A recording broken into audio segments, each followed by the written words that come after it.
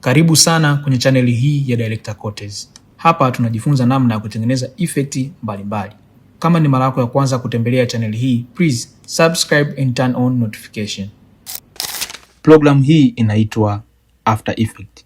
Leo nitakuonyesha namna ya kutengeneza hii effect ya zoom through effect.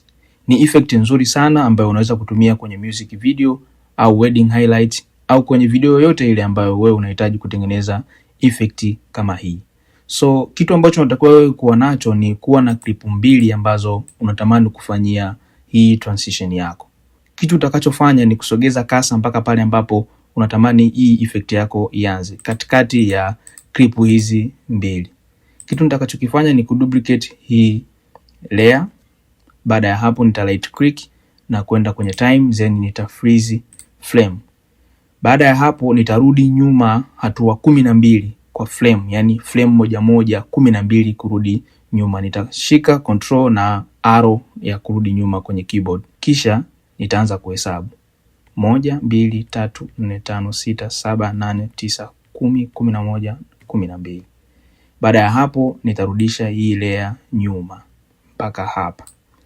Nita trim layer yangu kama hivi. Kisha baada ya hapo nitatakiwa kumaski ile eneo ambalo mimi nataka nitengeneze hii effect yangu. So nita double click, then nita select hii tool hapa ya pen tool, kisha nita zoom kwa kuscroll. Nitaanza kufanya masking kwenye hii miwani kama unavyoona.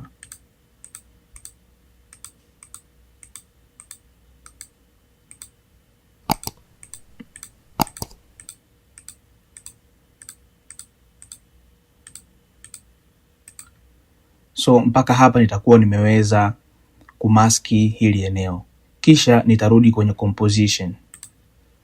Hapa nitakuwa naweza kuiona miwani peke yake, hii sehemu ambayo nimeikata. So unachotakiwa kukifanya mimi ni kuselect hii layer, kisha kubonyeza kwenye keyboard yangu herufi M ambayo ni mask, then nitabonyeza tena M, nita double M, means kwamba itanifungulia properties zote za mask. Baada ya hapo nitabonyeza invert, maana yake itakuwa imemaski kinyume na nilivyokuwa nimemaski, na mimi ndivyo ambavyo nilikuwa nataka. So baada ya hapo mimi nitakachokifanya itabidi ni duplicate hii layer yangu.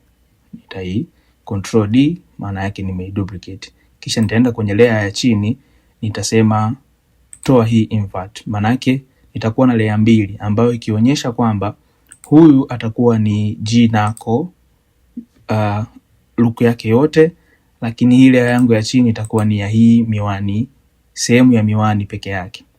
Kwa nitazima hii sehemu ya miwani peke yake, ila nitawasha hii ambayo inaonyesha G-Nako, lakini nimemaski sehemu ya miwani. Baada ya hapo nitabadilisha hii layer kuwa 3D na itabidi nitengeneze hiyo zoom effect. Nitabonyeza ile ya juu, kisha nita click P kufungua properties za position. Baada hapo nitaanza kutengeneza keyframes za kuzoom. Kitu cha kwanza nita click kwenye position, nitasogeza hii keyframe mpaka hapa nyuma. Baada hapo nitaanza nitakuja mpaka hapa mwanzoni hapa, kisha nitaanza kuchezea Z axis ambayo itakuwa inapeleka picha yangu mbele na nyuma kwa mfumo huu. Kwa nitaisogeza mbele, lakini nitazingatia kitu ambacho kusenta hili eneo ambalo liko wazi. Sawa.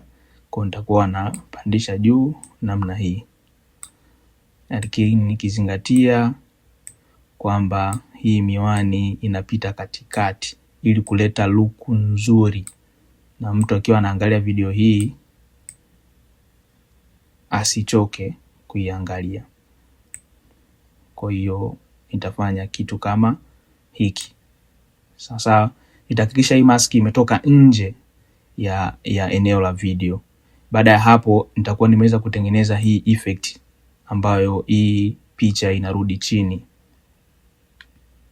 Sawa. Kwa nitakuwa na hii effect. Sasa ili kuiboresha vizuri itabidi hii effect niwekee blur nita click hii sehemu hapa, itakuwa ina motion blur kama unavyoona hapo kwenye screen, itakuwa na hizi motion blur. Sasa itakuwa hivyo, lakini sasa kuiboresha zaidi nitapunguza hii layer ya chini ya miwani na nitaiwasha. Utaona ile miwani iko pale, so nitaipunguza mpaka frame 6. Nitaanza kuhesabu kutokea hapa ambapo effect yangu itaishia. Nita select control na arrow key ya kurudi nyuma. Nitaanza kuhesabu 1 2 3 4 5 6, kisha nita trim hii miwani mpaka hapa. So baada ya hapo nitakachokifanya, maana yake nitabadilisha hii layer kuwa 3D. Si ndio? Ndio, nitabadilisha layer kuwa 3D. Baada ya kubadilisha layer kuwa 3D, nitaselect hii layer na kubonyeza P kwa properties za position. Nita click hapa kutengeneza keyframe, lakini hii keyframe nitairudisha nyuma mpaka pale ambapo transition yangu inaishia.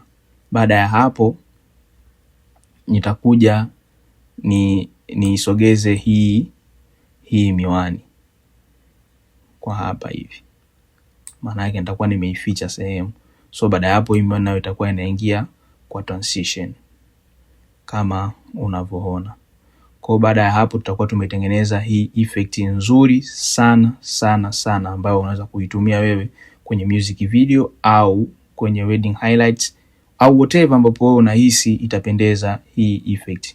So hebu tuiangalie hii effect kwa kuplay video yetu.